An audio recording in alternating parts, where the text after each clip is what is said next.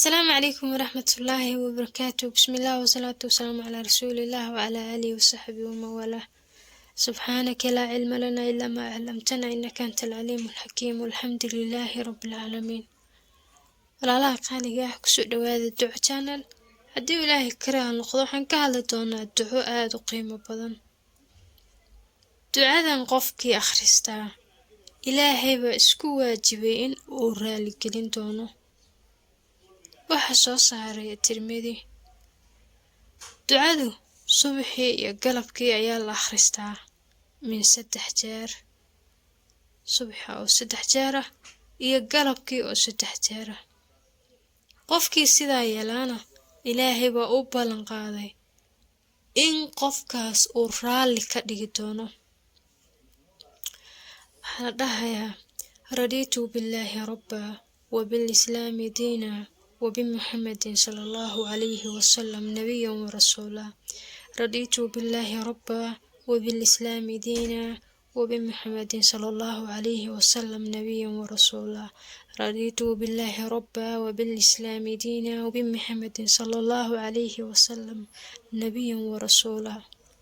qofkii sidaa yeelaa ee subaxiina 3 jeer akhriya galabkiina 3 jeer كان حقا على الله أن يرضيه. إلهي بحق يواجب إسكاقا ديغي إن قفكاس ورالي كديغو. دعانا معنا هذا نوسيدان رضيت بالله ربا وحان كرالي أهي وعن كوكا نحسن أهي إن إلهي ويهي ربي جيغا وعدك لأنا عابدين وبالإسلام دينا وإسلام كان يهي دين تيدا وبمحمد صلى الله عليه وسلم نبيا ورسولا. نبي صلى الله عليه وسلم ورالي أغيهي وكقنعي إن أغيهي النبي رسول إلهي صوت رسالي.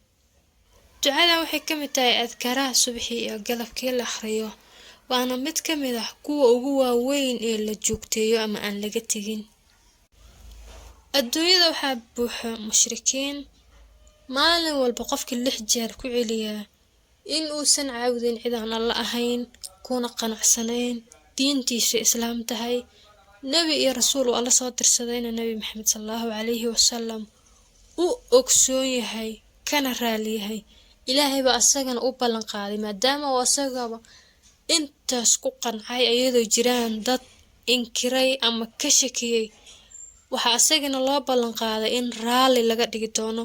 ilaahayna wuxuu isku waajib yeelay in ayba xaq ku tahay raali ka dhigida adoonkaas. muuqaalka intaas ayuu ka egyahay waad ku mahadsantihiin waqtigiina.